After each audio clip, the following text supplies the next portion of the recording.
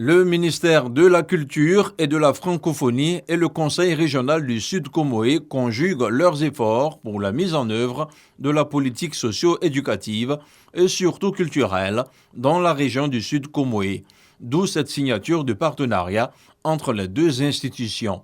Elle devrait permettre la création et l'équipement du centre de documentation et d'information du Sud Comoé dans la localité d'Aboisseau. Ce projet répond donc pleinement à la vision de notre département et constitue une véritable opportunité de collaboration entre nos deux institutions. L'implantation de ce centre est également comme une offrande pour la population, notamment sa jeunesse. Ce projet ambitieux constituera à n'en point douter un instrument de développement communautaire, de cohésion sociale et de renforcement du vivre ensemble.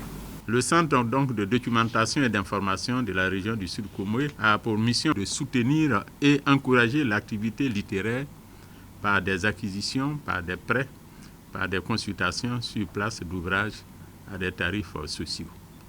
Il est doté d'un espace d'études et de recherche, bureau d'information, table de travail, etc. Soyez donc, Madame la ministre, vraiment remerciée pour déjà tout l'appui que vous nous avez apporté avant même la signature de la Convention. Co-géré par le Conseil régional et le ministère de la Culture et de la Francophonie à travers la Direction générale de la culture, ce centre bénéficiera de sources de savoir plurielles de formation, d'accès aux moyens modernes de communication, d'une bibliothèque virtuelle et physique et d'un centre d'animation culturelle.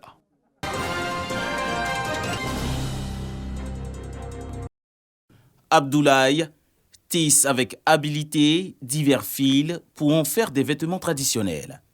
C'est une spécialité acquise depuis sa terre natale.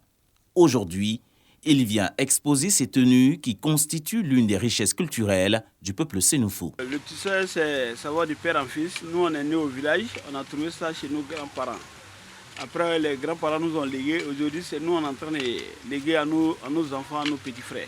À l'instar d'Abdoulaye, Mayou confectionne des étoffes. Pour elle, le tissage n'a pas de secret. Elle l'a hérité de ses ancêtres.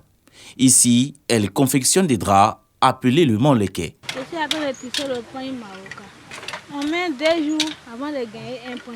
Un peu partout, des expositions de vêtements, de pagnes et d'accessoires africains. Nous sommes à la 6e édition du festival Abidjan Pagne, une manifestation culturelle axée sur la mode ivoirienne et africaine à travers la valorisation des créateurs, stylistes et artisans du secteur. Le pagne démocratise la vie, la culture. Aujourd'hui, on crée des pagnes, on crée des motifs qui leur vont. On crée des motifs qui peuvent porter à Paris, qui peuvent porter à New York. Le pagne n'est pas uniquement fait pour être porté à Abidjan ou à Niamey ou à Dakar. Le pagne est fait pour être porté en costume, en manteau, en tout. Donc c'est comme ça qu'on doit porter le pagne. C'est un événement qui met en lumière donc, le pagne, le textile de chez nous surtout, et qui on va dire, passe un message pour nous demander de porter le pagne de chez nous. Le pagne n'est pas qu'un bout de tissu, il est tout un symbole, selon Chakane, promotrice de ce festival. On ne peut pas parler d'un peuple sans parler de sa culture. Et le thème de cette année était très bien choisi, l'industrie du pagne quand l'Afrique parle au monde. On a fait venir de grandes personnalités pour parler du pagne, pour parler du textile africain et pour mettre en avant les artisans, les tisserands, les stylistes, les accessoiristes. Vraiment, c'est un festival qui regroupe tout le monde et l'objectif, c'est vraiment de valoriser la culture africaine à travers nos textiles. Le festival Abidjan Pagne, c'est aussi des spectacles. En ligne de mire, un concours du meilleur accessoiriste 2023 qui a regroupé le Bénin, le Togo, le Burkina Faso, le Cameroun et la Côte d'Ivoire. La Côte d'Ivoire est sortie lauréate de cette édition. Les discussions sur le thème « L'industrie du pagne, quand l'Afrique parle au monde » et des défilés de mode ont animé le festival Abidjan Pagne.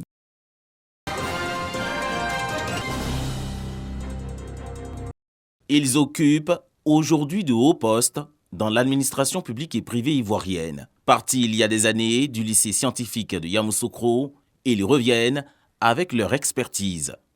Réunis au sein de la grande famille des anciens du lycée scientifique, ils se retrouvent le temps d'une journée.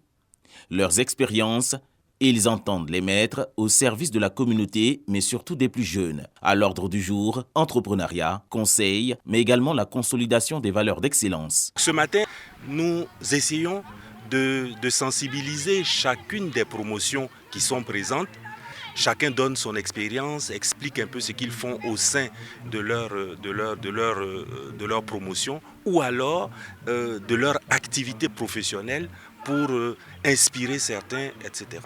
Être dans un réseau, c'est ce qui est fondamental dans la vie, parce que le réseau ouvre des portes. Voilà pourquoi je suis très heureuse d'appartenir à ce réseau AS-là, qui fédère toutes les promotions depuis les AS 1 aux AS 46. Pour les jeunes générations de ce lycée d'excellence, il s'agira de mettre à profit le coaching des dévanciers. Rencontrer des AS nous permet en fait d'ouvrir énormément assez de portes en fait. Voilà, être édifié.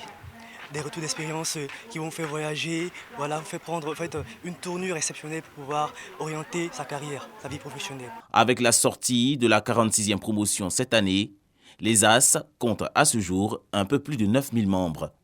Pour rappel, le lycée scientifique de Yamoussoukro est né de la volonté du premier président de la République de Côte d'Ivoire, son Excellence Félix Houphouët-Boigny, de créer un établissement d'élite à caractère national et à vocation scientifique.